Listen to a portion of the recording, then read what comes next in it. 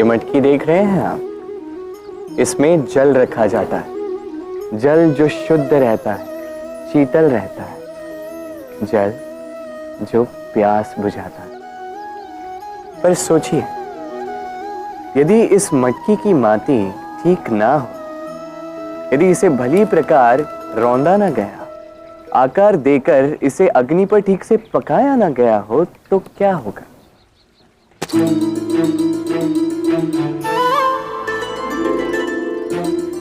यही मन के साथ भी होता है, क्योंकि यदि प्रेम ये जल है, तो इसकी मटकी है मन। मन रूपी पात्र में यदि विश्वास की माटी ना हो, यदि आंसुओं से उसे भिगोया ना गया, समय रूपी कुम्हार ने उसे आकार ना दिया हो और परीक्षा की अग्नि में उसे पकाया ना गया हो, तो प्रेम मन में नहीं ठहर सकता। तो यदि प्रेम को पाना है तो हृदय पर काम करना होगा और मन से कहना होगा, राधे राधे।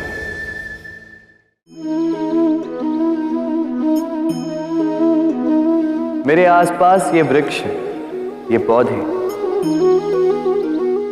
ये पुष्प देख रहे हैं आप, है ना सुंदर? क्योंकि आपने इन्हें देखा है। इसी प्रकार जब प्रेम की बात आती है, लोग किसी का मुख स्मरण कर लेते हैं। ऐसी आंखें, वैसी मुस्कान, तिरछी भ्रूकुटी, घने केश, पर क्या यही प्रेम का अस्तित्व है?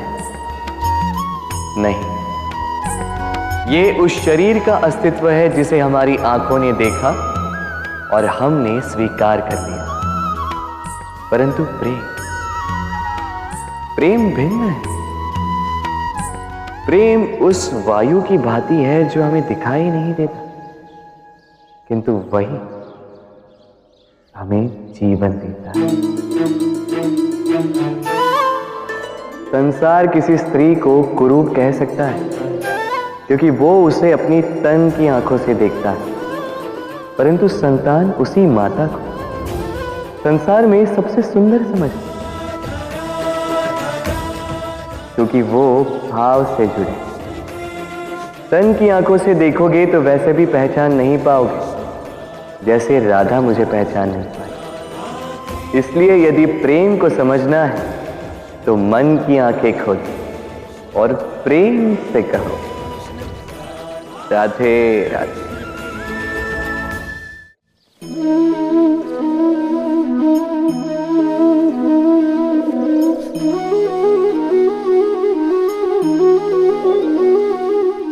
किसी भी वस्तु को बांध सकने के लिए किसी बंधन का, किसी रस्सी का होना आवश्यक है, परंतु इस रस्सी को बांध सकने की शक्ति कौन देता है?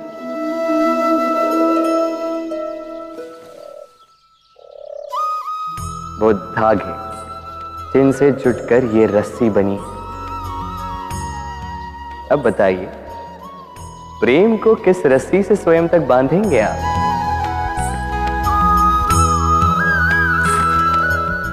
प्रेम बनता है विश्वास से, और विश्वास की डोरी के धागे सत्य के धागों से बुने जाते हैं। अब प्रश्न ये उठता है कि सत्य क्या है? वो जो हमने देखा, वो जो हमने सोचा? नहीं, हमारा सत्य वो है जिस पर हमने विश्वास कर लिया, और विश्वास वो जिसे हमने सत्य समझ लिया। वास्तविकता में सत्य और विश्वास दोनों एक ही सिक्के के दो छोर हैं। जहां सत्य नहीं, वहां विश्वास की नींव नहीं, और जहां विश्वास नहीं, वहां सत्य अपना धरातल खो देता है। तो यदि किसी का सत्य जानना है तो विश्वास कीजिए, प्रेम का धरातल बन जाएगा और मन प्रसन्न होकर बोलेगा, राधे राधे।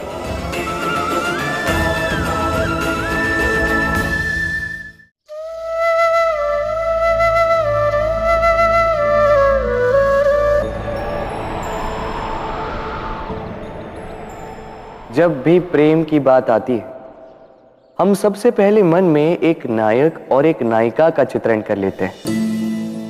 क्यों? आपके साथ भी यही होता है ना? पर क्या प्रेम केवल नायक नायिका के आकर्षण का बंधन है? नहीं, प्रेम तो परिवार से हो सकता है, माता पिता भाई बहन से हो सकता है, सखा मित्रों से हो सकता है, देश और जन्मभूमि के लिए हो सकता है, मानवता के लिए हो सकता है, किसी कला के लिए हो सकता है, इस प्रकृति के लिए हो सकता है। पर प्रेम कभी उस पन्ने पर लिखा ही नहीं जा सकता जिस पर पहले ही बहुत कुछ लिखा, जैसे एक भरी मटकी में और पानी आ ही नहीं सकता। यदि प्रेम को पाना है तो मन को खाली करना होगा, अपनी इच्छाएं, अपना सुख सब त्याग कर समर्पण करना होगा। अपने मन से व्यापार हटा दो, तभी प्यार मिलेगा और मन प्रसन्न होकर बोलेगा, राधे राधे। प्रेम प्रेम विधाता की सबसे सुंदर कृति, परंतु हर कृति को संभालना पड़ता है। अब इसी मूर्ति को देख लीजिए। जब कलाकार ने इसे रचा तब ये बहुत सुंदर थी, परंतु इसके पश्चात इसे संभाला नहीं गया। इसके स्वामी ने इसके देखभाल का कर्तव्य ठीक से नहीं निभाया और अब ये मूर्ति असुंदर लगने लगी। इसी प्रकार केवल कह देने से प्रेम नहीं हो जाता। इसके लिए आपको अपने कर्तव्यों को पूर्ण करना होगा। तो देश की रक्षा, परिवार और संबंधियों की सुरक्षा, संतान को संस्कार, जीवन साथी का आभार, ये कर्तव्य जब तक नहीं निभाओगे प्रेम से दूर होते जाओगे। तो यदि प्रेम का अमृत पाना है तो कर्तव्य की अंजलि बनानी होगी और मन से कहना होगा, राधे राधे। प्रेम संसार का सबसे पवित्र बंधन है, पर सच पूछो तो ये बंधन से मुक्ति है, स्वतंत्रता है।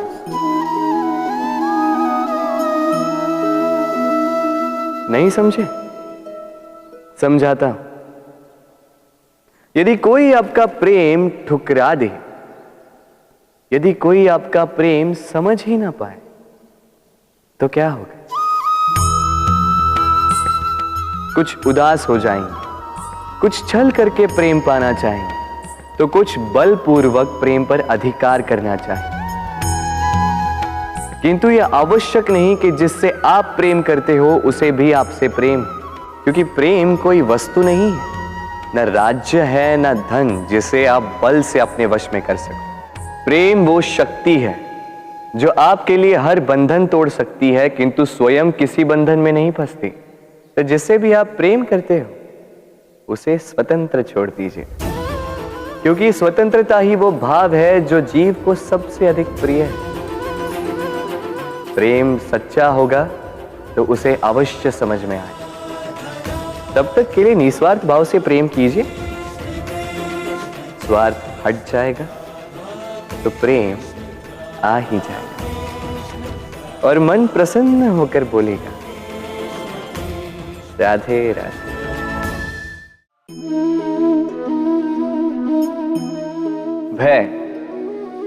भय सबको होता है, चाहे वो पशु हो, पक्षी हो या मनुष्य।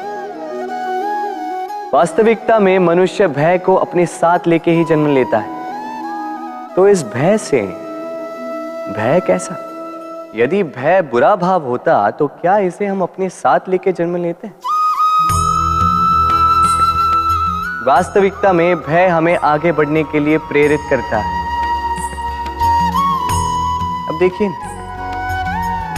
जीवन जाने का भय आपसे स्वयं की सुरक्षा करवाने का प्रयास करता है। अपमान का भय सदाचार की ओर बढ़ाता है। किसी प्रिय को खो देने का भय उसके लिए कर्तव्य पालन करने को प्रेरित करता है। किंतु यह भय बुरा तब हो जाता है जब आप इसे अपने ऊपर हावी हो जाने देते हैं, इसके लिए कुछ प्रयास नहीं कर पाते। इसलिए यदि इस भय को उपयोग में लाना है, आपको स्वयं इस भय के ऊपर हावी हो जाना होगा। तो तोड़ दीजिए भय की सीमाएं। अपनी आत्मा को छोड़ के किसी और के समक्ष सर मत झुकाइए और स्मरण रखिए, जब अंधकार से डरना छोड़ दोगे तभी दीपक बनकर प्रकाश दे पाओ। राधे राधे।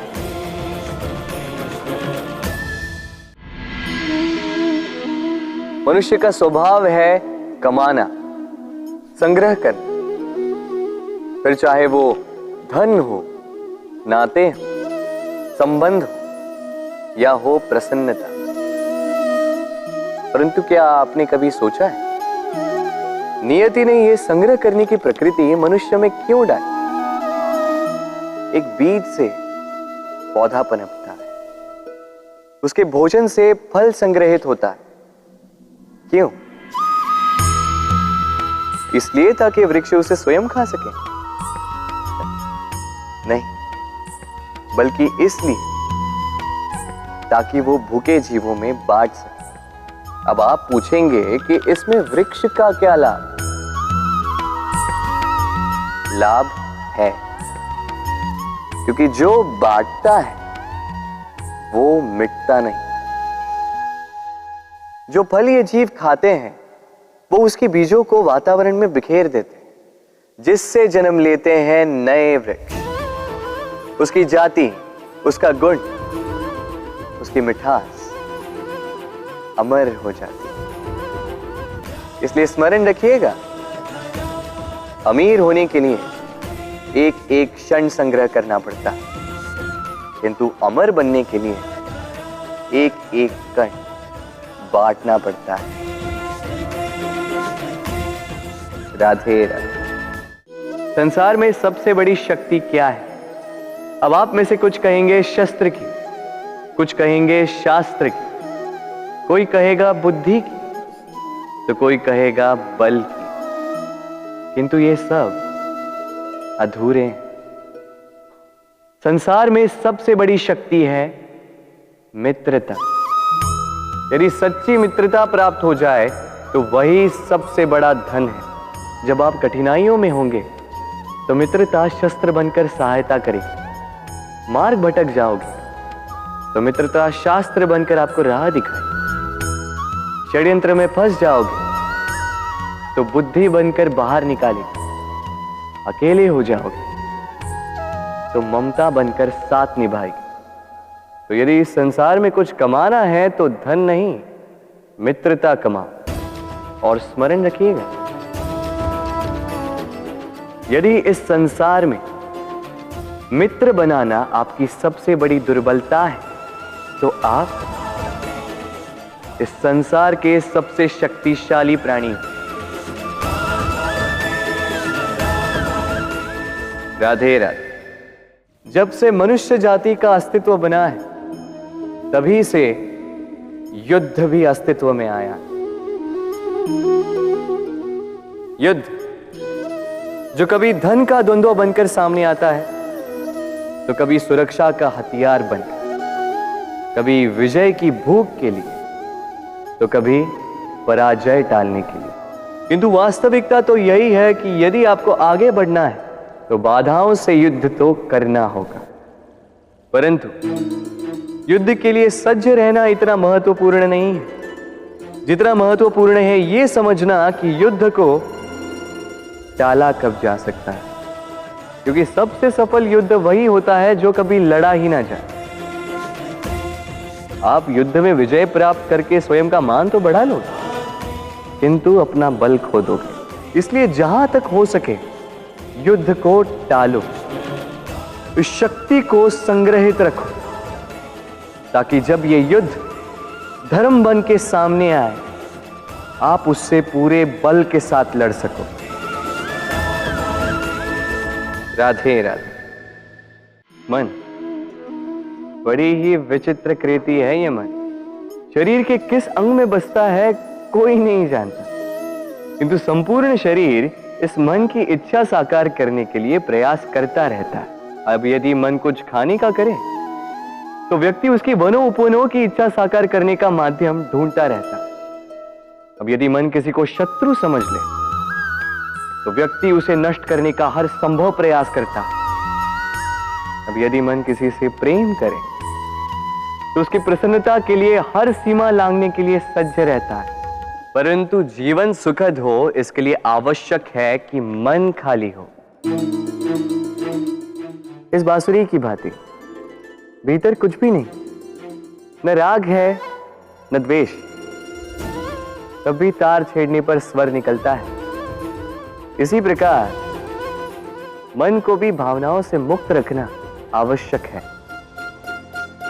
स्मरण रखिए, मन में कुछ भर के जियोगे तो मन भर के जी नहीं पाओगे। राधे राधे।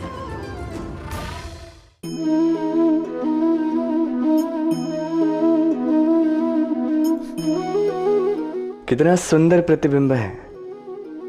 इसका कारण क्या है? मेरा रूप सुंदर है या ये जल स्वच्छ है? नहीं, ये जल स्थिर है, शांत है।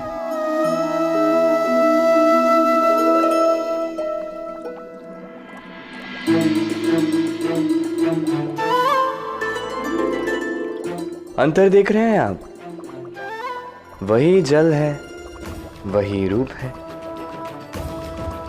किंतु ये स्थिर नहीं है, शांत नहीं है, और इसी कारण मैं अपना प्रतिबिंब इसमें नहीं देख पा रहा हूं। क्रोध के साथ भी यही होता है। यदि आप स्थिर हैं, शांत हैं, तो आप आपकी आत्मा को देख, सुन और समझ पाओगे, किंतु क्रोध इस आत्मा की पुकार को पी जाता है। इसलिए अपने क्रोध पर वश रखें। कहीं ऐसा ना हो कि मूर्खता के कारण जन्मा ये क्रोध आपको पश्चाताप के अंत तक ले जाए। राधे राधे।